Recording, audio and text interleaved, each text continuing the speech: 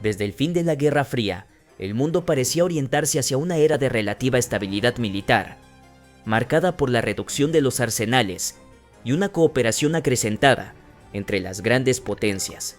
Sin embargo, estos últimos años, una tendencia inquietante se dibuja. De Europa a Asia, pasando por el Medio Oriente, los presupuestos militares explotan, las doctrinas evolucionan y las potencias reinvierten masivamente en el armamento convencional y estratégico. Pero ¿cómo explicar esta tendencia? ¿Cómo se ilustra en los diferentes continentes?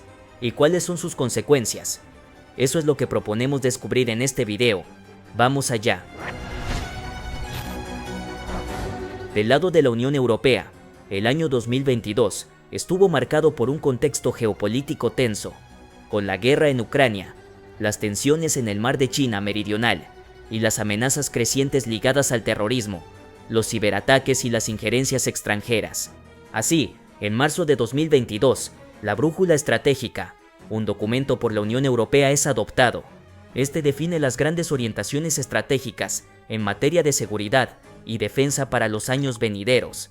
Su objetivo principal es reforzar la autonomía estratégica de Europa frente a las amenazas de seguridad crecientes. Al mismo tiempo, del lado de Alemania, el país decide rearmarse y desea convertirse en la fuerza armada mejor equipada de Europa.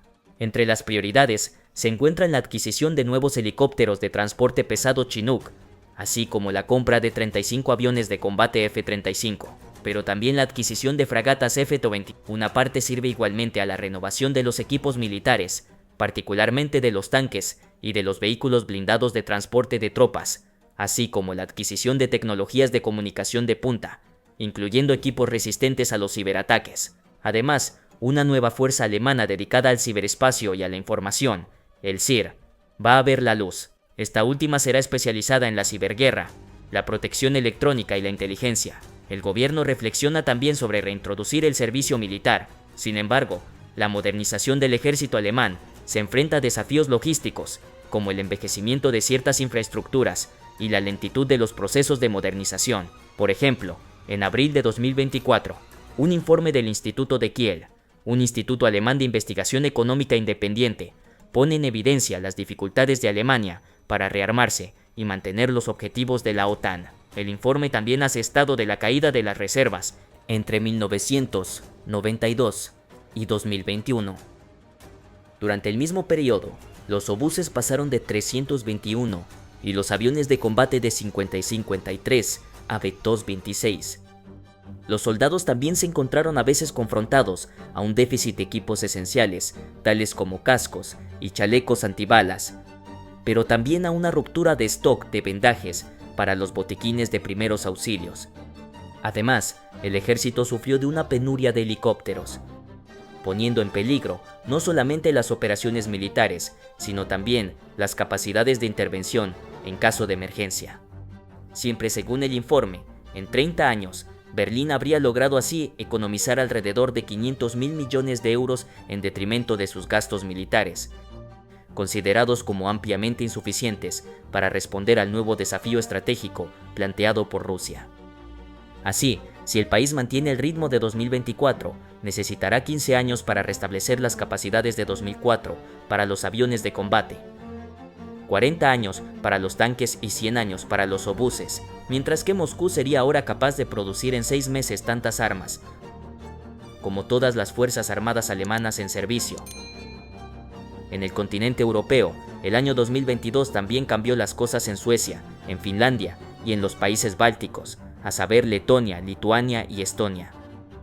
Del lado de Suecia, hay que saber que durante mucho tiempo, una mayoría de suecos se opuso a unirse a la OTAN, pero las cosas cambiaron con la invasión de Ucrania en febrero de 2022, que marcó un giro espectacular en los partidos y la opinión. Así, en mayo del mismo año, una gran mayoría del Parlamento votó a favor de una solicitud de adhesión a la OTAN. En la RTBF, Steli Juri-Kirks, especialista de la historia de la OTAN y de la relación euroatlántica, explica: ya se vio un cambio después de la invasión de Crimea en 2017, el servicio militar fue restablecido, luego el presupuesto de defensa comenzó a aumentar progresivamente. En efecto, el presupuesto militar sueco alcanzó 8,8 mil millones de dólares en 2023, según el Instituto Internacional de Investigación sobre la Paz de Estocolmo, contra 6,5 mil millones en 2000. Por cierto, según el Ministerio de la Defensa, el gobierno estima los aumentos del presupuesto en respectivamente 110 millones y 680 millones de dólares. El objetivo es acabar alcanzando el umbral del 2% del PIB consagrado a la defensa, como lo solicita la OTAN. Mientras que el presupuesto de 2023 corresponde al 1,48% del PIB. Y sí, porque tras más de 2 siglos de política de neutralidad, Suecia finalmente se unió a la OTAN el 7 de marzo de 2024, poco después de Finlandia, país vecino. Casi 2 años después de haber presentado su candidatura a la adhesión a la alianza militar, Suecia se convirtió oficialmente en el de miembro de la OTAN, y esta colaboración es un verdadero plus para la OTAN. En la revista Geo, antes de la adhesión del país, Leo Michel, investigador asociado al Centro de Reflexión estadounidense Atlantic Council, explicaba hablando de Suecia y de Finlandia: si estos 2 países adhieren, eso reforzaría la postura disuasiva de la OTAN en las regiones árticas, báltica y nórdica. Añade que Finlandia y Suecia aportarían su pericia regional sobre Rusia al proceso de toma de decisiones de la OTAN. Además, Helsinki como Estocolmo tienen importantes capacidades militares. Finlandia está dotada de 12.000 soldados profesionales, pero también tiene más de 20.000 reclutas por año y puede contar con un ejército en tiempo de guerra de 280.000 soldados aptos para el combate y más de 600.000 otros reservistas.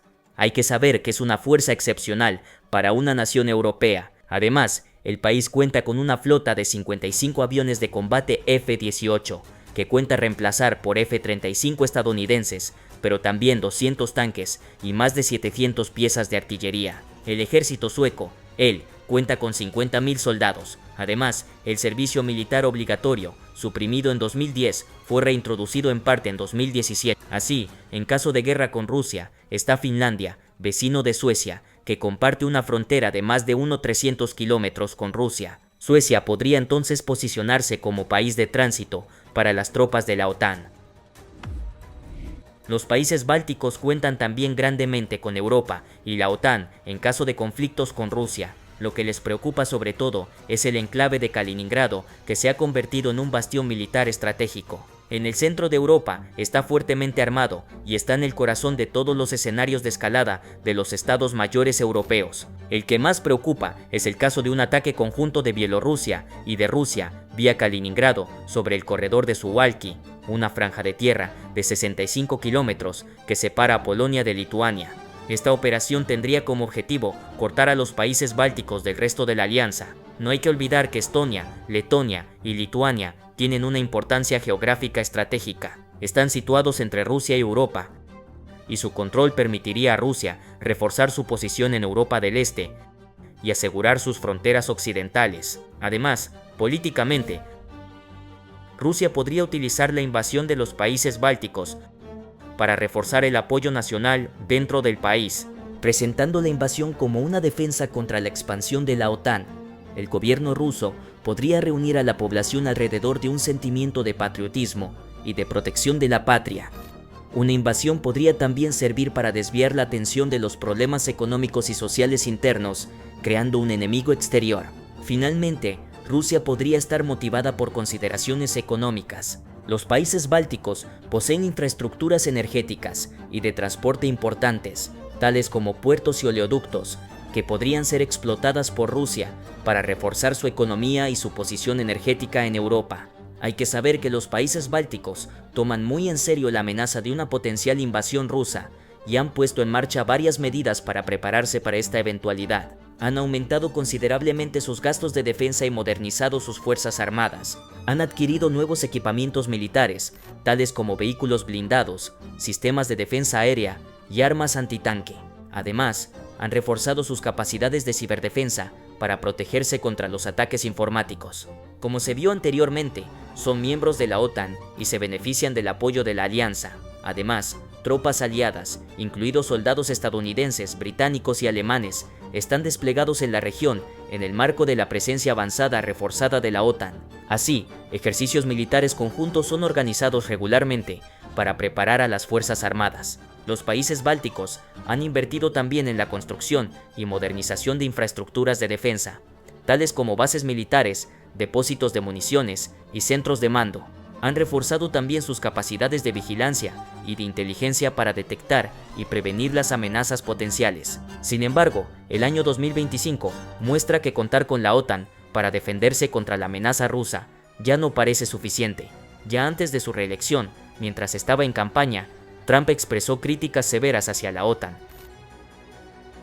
especialmente al cuestionar el compromiso de Estados Unidos a defender a los aliados de la organización en caso de ataque. También insistió en que los miembros aumentaran sus gastos militares, lo que suscitó preocupaciones entre los aliados europeos. En efecto, Trump criticó a la OTAN por lo que considera como una repartición equitativa de las cargas, afirmando que Estados Unidos soporta una parte desproporcionada de los costos de defensa de la alianza. Incluso mencionó la posibilidad de retirar a Estados Unidos de la OTAN si los otros miembros no contribuían más. Nuevamente, a comienzos del mes de marzo de 2025, Donald Trump expresó dudas sobre el compromiso de los miembros de la OTAN hacia la defensa colectiva, en particular sobre su voluntad de ayudar a Estados Unidos en caso de ataque. También declaró que Estados Unidos podría no respetar sus obligaciones hacia los aliados de la OTAN, que según él, no contribuyen suficientemente a sus presupuestos de defensa. Trump pidió que los miembros de la OTAN aumenten sus gastos militares al menos al 5% de su PIB, un umbral muy superior al que está actualmente en vigor. En respuesta, varios países europeos, entre ellos Francia, decidieron entonces aumentar considerablemente sus presupuestos de defensa. Por ejemplo, el ministro de las Fuerzas Armadas francés, Sébastien Lecornu, anunció que Francia iba a llevar su presupuesto de defensa a 90.000 millones de euros por año. Además, numerosos países de la Unión Europea y de la OTAN, como Francia y el Reino Unido, ya han comenzado a reflexionar sobre una coalición de países para ofrecer garantías de seguridad a Ucrania. Finalmente, la presidenta de la Comisión Europea, Ursula von der Leyen, presentó un gran plan destinado a ayudar a los Estados miembros a invertir masivamente en sus defensas. Así, la Unión Europea ha desvelado un plan de 800.000 millones de euros, de los cuales 150.000 millones en forma de préstamos, para reforzar la seguridad del continente. En efecto, los jefes de Estado y de Gobierno de la Unión Europea dieron un primer visto bueno al gran plan, rearmar Europa. Volvámonos ahora hacia los Estados Unidos. El rearme mundial se ve también por la ayuda militar estadounidense y la venta de armas. En 2023, las ventas de equipos militares estadounidenses al extranjero conocieron un alza fulgurante, alcanzando 80,9 mil millones de dólares. Un salto de cerca del 60% en comparación con los 51,9 mil millones recaudados el año anterior. Esta subida se explica en gran parte por el conflicto en Ucrania, que empujó a numerosos países a rearmarse. Incluso si a inicios de marzo de 2025, Washington ha puesto en pausa la ayuda a Ucrania, en abril de 2024, un plan es aprobado con como objetivo reforzar las capacidades de defensa ucranianas frente a la invasión rusa. Esta decisión marca un giro mayor en el conflicto, testimoniando la determinación estadounidense a sostener Kiev a largo plazo a través de un apartado de asistencia militar sin precedentes. Así, 61.000 millones de dólares han sido desbloqueados para proporcionar a Ucrania un abanico completo de equipos de punta, yendo desde los sistemas de defensa antiaérea a las municiones de precisión, pasando por los vehículos blindados, tanques, sistemas de defensa antiaérea, municiones de precisión, drones de combate. Nada ha sido dejado de lado para colmar las lagunas capacitarias del ejército ucraniano y darle los medios de hacer frente a la ofensiva rusa. Podemos también hablar de la ayuda estadounidense a Israel. Desde el 7 de octubre, más de 3.000 millones de dólares de equipos militares han sido enviados al Estado hebreo, notablemente misiles de crucero, municiones de precisión y sistemas de defensa antiaérea. Más recientemente, el 8 de enero de 2025, los Estados Unidos firman un contrato de venta de armas de 8.000 millones de dólares con Israel.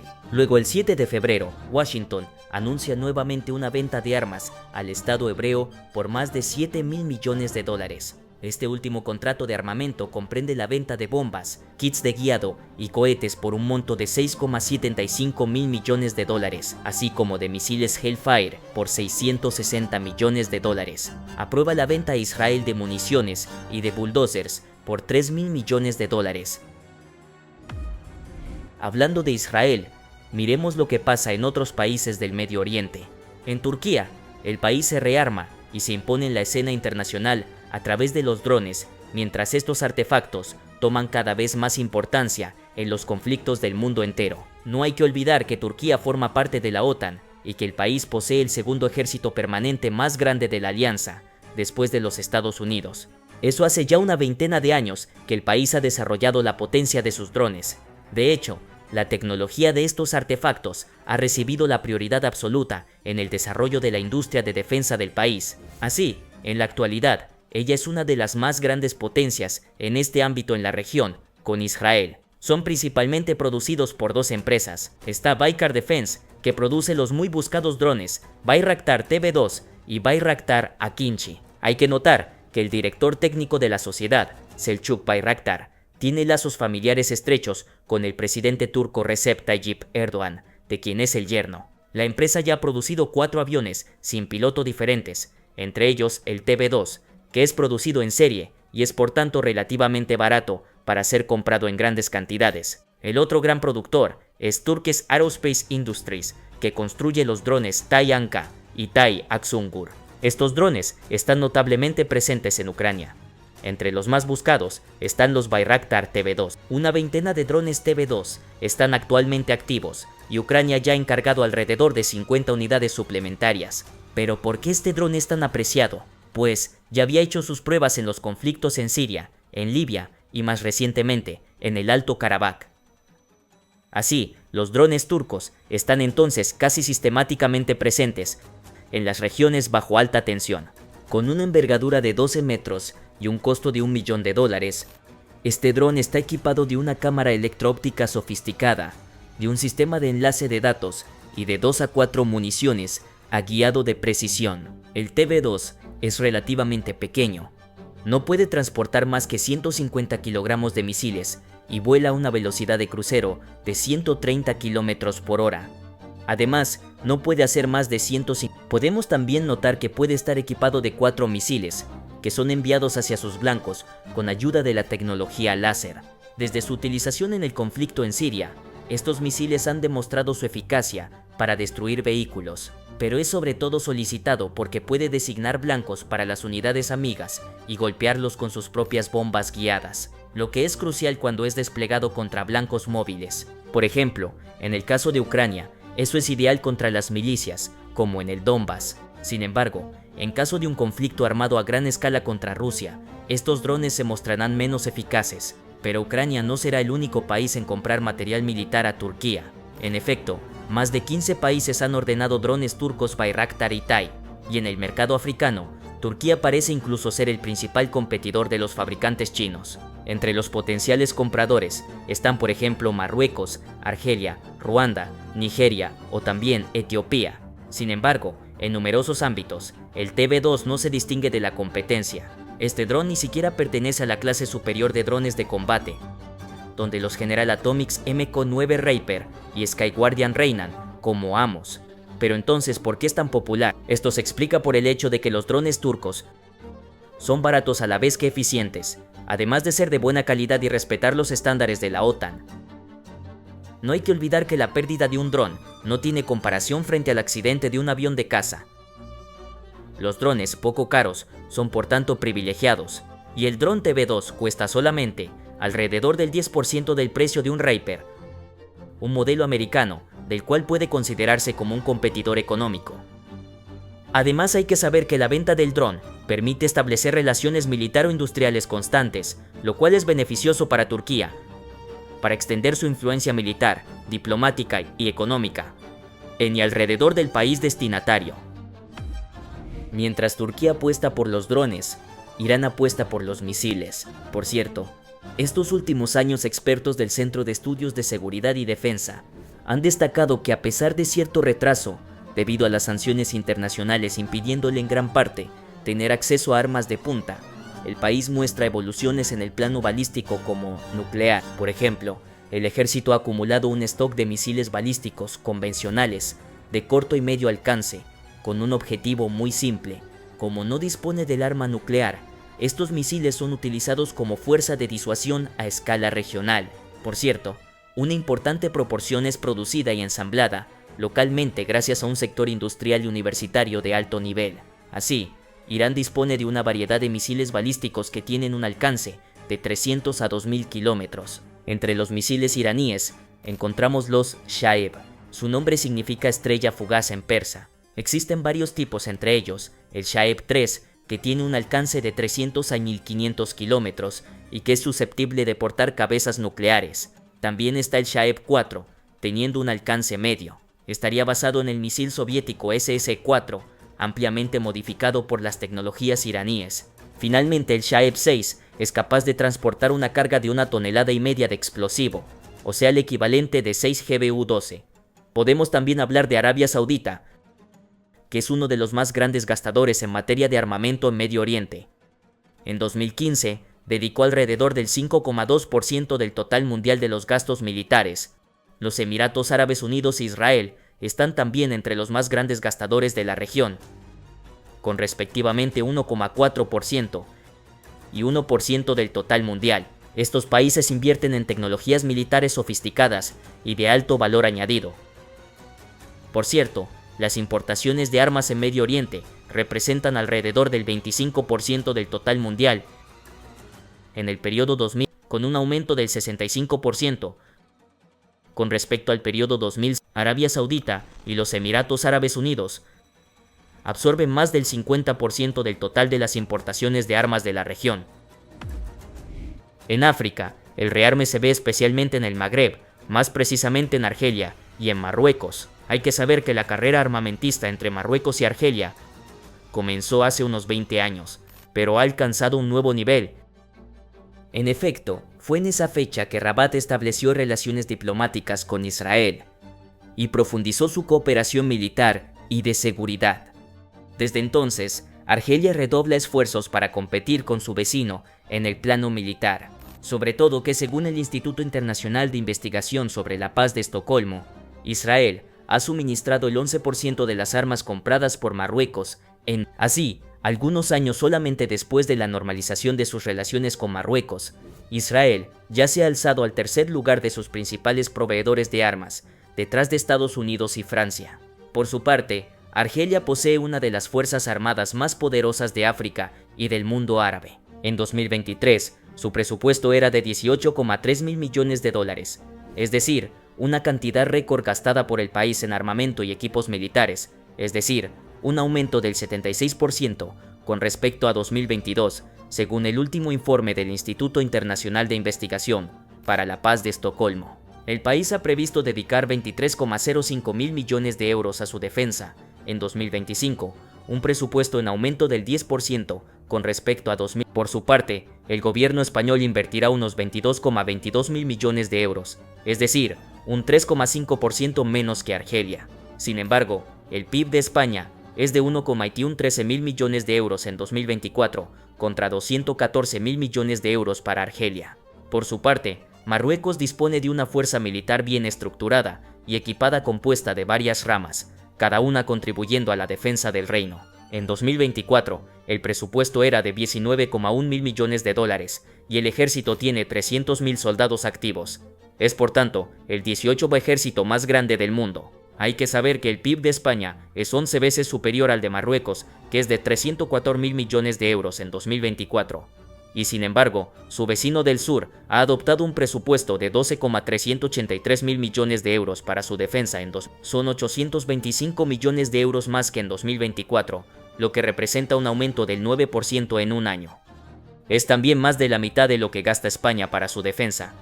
Eso muestra que Marruecos, como Argelia, se rearma masivamente. Así, Marruecos dedica el 10% de su PIB a sus ejércitos, y Argelia aún más. Por otra parte, este último es el que más gasta en África, y también el que tiene el mayor déficit presupuestario, con un 21,8% del PIB en 2025, contra aproximadamente un 3,5% para Marruecos. Entre los otros países africanos, Egipto, gran importador de armas, busca principalmente modernizar sus fuerzas armadas y mantener la estabilidad regional. Nigeria, por su parte, invierte en el armamento para luchar contra los grupos terroristas como Boko Haram y para reforzar sus fuerzas de seguridad. Finalmente, Sudáfrica posee una industria de defensa bien desarrollada y exporta también armas hacia otros países africanos. Finalmente, no se puede hablar de rearme mundial sin volverse hacia China, con como objetivo constituir el ejército más poderoso del mundo para 2049, fecha aniversario del centenario de la fundación de la República Popular de China. Con los años, el Imperio del Medio se ha convertido en una fuerza militar de primer plano.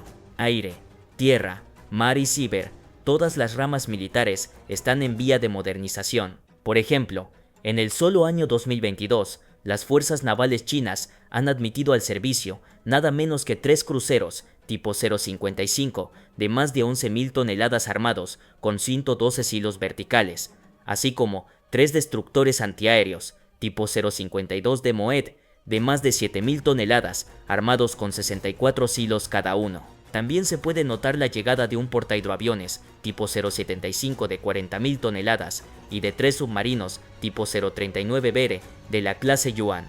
Además, la Marina china implementa hoy en día 6 submarinos nucleares lanzadores de ingenios tipo 094, así como 6 submarinos nucleares de ataque, 3 tipo 093 clase Shang y tantos de tipo 093A Shangzhou. Además, los 2 primeros submarinos nucleares lanzamisiles de crucero tipo 093B Shangtreso han sido lanzados entre mayo de 2022 y enero de 2022. China es igualmente segundo fabricante de armas del mundo, detrás de Estados Unidos y delante de Rusia.